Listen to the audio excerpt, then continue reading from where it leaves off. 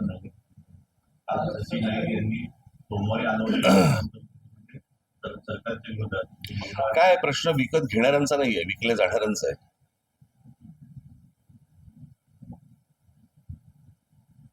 हो की नाही? आता देहविक्रीला जर समजा हे तयारच असतील तर गिराईक आहेतच.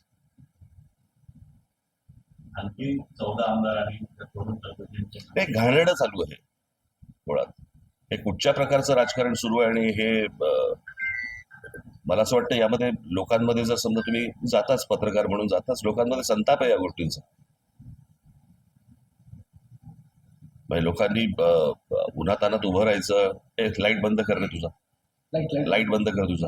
एवढ्या लाईट मध्ये तुझं एवढासा काजवा काय टिप करतो रे मोबाईलचा.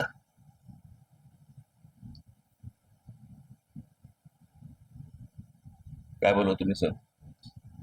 हा, हे काही चांगलं राजकारण नाही चालू आहे आणि याचा भविष्यात आत्ता जे काही भारतीय जनता पक्ष पायंडे पाडतंय काय, हा मी मागे पण म्हटलं होतं की ते आपण पत्त्याचा बंगला करायचं ना पूर्वी पत्त्याचा, तसा हा उलटा आहे.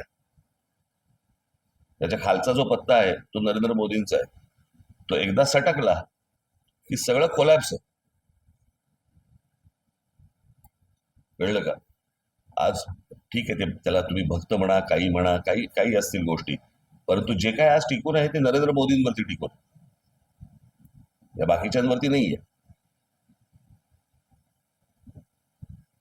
आणि अशा गोष्टींमध्ये तुम्ही ज्या प्रकारचं भयानक राजकारण करतात, खेळतात, हे त्यांनाही अंगाशी येणार आहे. महिला आरक्षण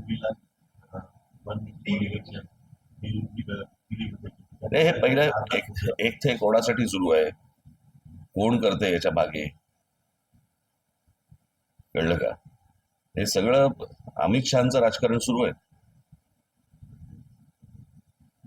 मी मागे आता माझ्या भाषणात म्हटलं नाही का, आता शिवसेनेचे 6 खासदार फोडले, भाजपमध्ये का नाही गेले? टीएमसीचे 22 खासदार फुटले, वेगळा गट का केला?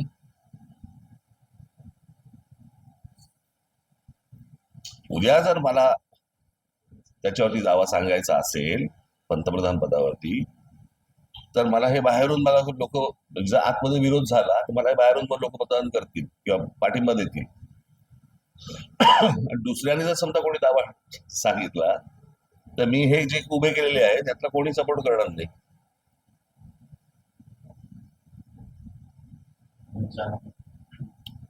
नाही, मी मगाशी म्हटलं ना, ज्यावेळेला तुम्ही समोरचे ज्याला विरोधक संपवता त्यावेळेला विरोधक हे तुमच्या दुश्मन तुमच्यातच तयार होतात.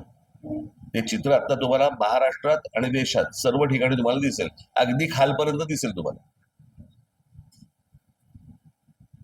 बेधुंद सत्ता ज्या वेळेला येते त्यावेळेला माणसं अशी वागायला लागतात.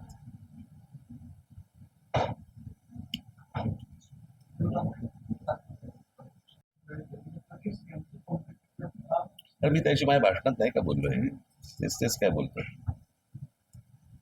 पाऊस पहिल्याच पावसामध्ये मुंबई आधी मुंबई बऱ्याच आणि ते बऱ्याच चेंबूरमध्ये बसमध्ये झाडं कोसळलं, याचं कारण तुम्हाला आठवत असेल कदाचित, किंवा तुम्हाला मी गेली अनेक वर्ष या सगळ्या शहर कसं उभं राहतं, कसं उभं राहिलं पाहिजे याच्यावरती अनेकदा मी बोलत आलेलो आहे. या शहराच्या उभारणीकडे कोणाचंही लक्ष नाही. बिल्डरांना फक्त प्लॉट देत राहणं, विकत राहणं, त्यातनं पैशातून राजकारणातून या सगळ्या गोष्टी, एवढंच फक्त महाराष्ट्रामध्ये सुरू आहे. लोकांना चांगलं आयुष्य मिळावं याच्यासाठी म्हणूनचा काय कुठच्याही गोष्टी सुरू, नुसते रस्ते आणि पूल यातनं शहरं उभी होत नसतात.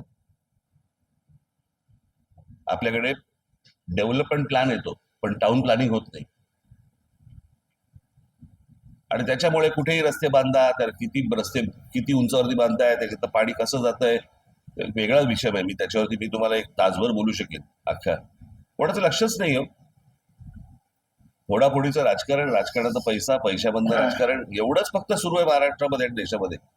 निवडणुका निवडणुका निवडणुका. येणाऱ्या काळात सिमेंटच्या जंगलातच आपल्याला राहायला लागेल का? आता कुठे राहताय? सिमेंटवरतीच नाही, आता कुठे राहताय? येणाऱ्या काळात वाढत चालली. मग आता कुठे राहताय? कुठे आता तुम्ही? झाडांच्या जंगलात.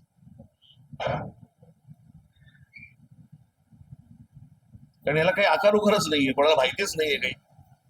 ठाण्याच्या पिढीमध्ये जर पावसाळ्याची किंमत 12 ते 15 आता तुम्ही गाडी 30 पावसाळ्यात पडतात, तुम्ही 90,000 काय करायचं त्याला?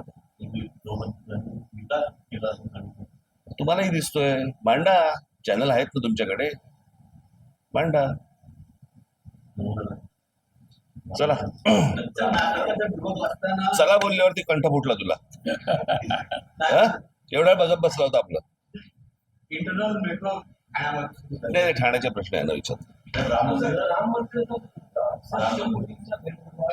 काल लिहिलंय की मी त्याच्यावरती. टीव्हीचे पेपर फुटलेले आहेत. त्याच्यावरती पण लिहिलं. मुख्यमंत्री एकनाथ बोललो ना त्याच्यावरती तुम्हाला. मुख्यमंत्री एकनाथ शिंदे पुन्हा मुख्यमंत्री होतील का या सगळ्या ते आज दिल्लीवर देखील करणार आहेत.